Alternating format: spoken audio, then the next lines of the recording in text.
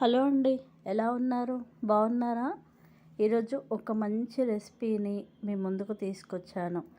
చాలామంది రొయ్యలు తినడానికి కొద్దిగా భయపడతారు, ఎందుకంటే హీట్ కాబట్టి.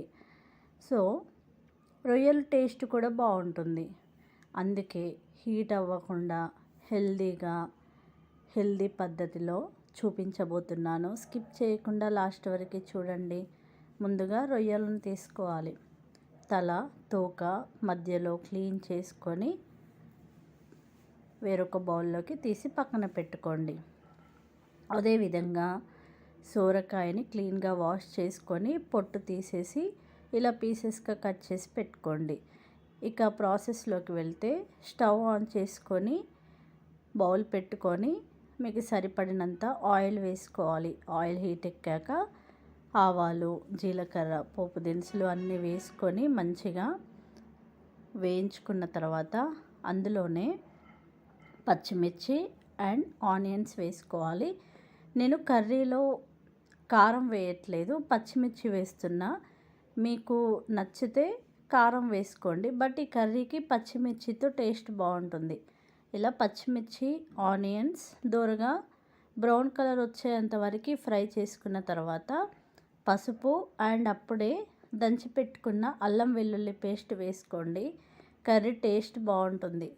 ఇలా అల్లం వెల్లుల్లి పేస్ట్ పచ్చివాసన అంతా పోయే వరకు ఫ్రై చేసుకొని అందులోనే మనం కట్ చేసి పెట్టుకున్న సోరకాయ ముక్కలను వేసుకొని అంతా కలిసేలా బాగా కలుపుకొని ముందుగా మూత పెట్టేసుకొని సోరకాయ అనేది కొద్దిగా పచ్చిదనం పోయేంత వరకు ఒక 2 నుంచి 3 నిమిషాల వరకు మాత్రమే ఉడికించుకోండి. స్టవ్ని మీడియం ఫ్లేమ్లో పెట్టేసుకొని మధ్యలో కలుపుకుంటూ ఉండండి.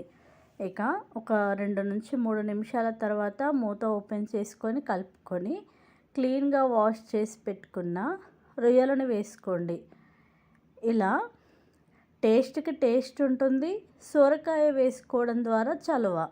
సోరకాయ అనేది చల్లదనం కాబట్టి ఇలా చేసుకోవడం ద్వారా హీట్కి హీట్ అవ్వదు, టేస్ట్ బాగుంటుంది, మంచిది హెల్త్కి కూడా.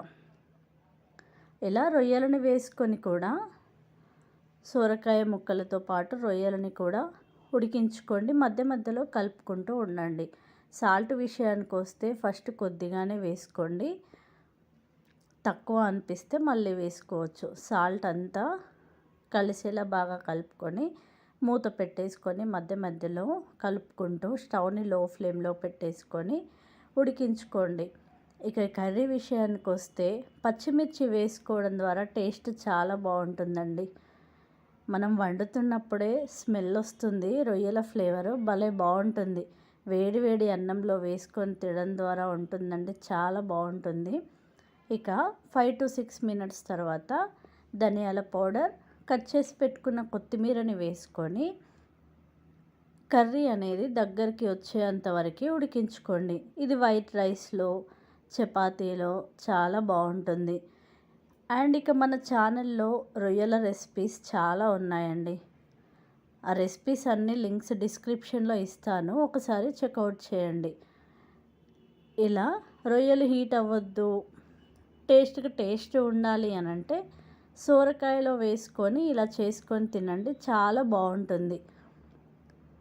చలువకి చలువ, టేస్ట్కి టేస్ట్ బాగుంటుంది. ఇలా దగ్గరికి వచ్చేంత వరకు ఉంచుకొని స్టవ్ ఆఫ్ చేసేస్తే ఎంతో టేస్టీ అయిన సోరకాయ ఎండు రొయ్యలు కర్రీ అనేది రెడీ అండి. నా వీడియో కనుక నచ్చితే లైక్ చేయండి. ఫస్ట్ టైం నా ఛానల్ చూస్తున్నట్టయితే సబ్స్క్రైబ్ చేసుకోండి. పక్కనే ఉన్న బెల్ ఐకాన్ని ఆన్ చేసి పెట్టుకోండి. Thank you so much.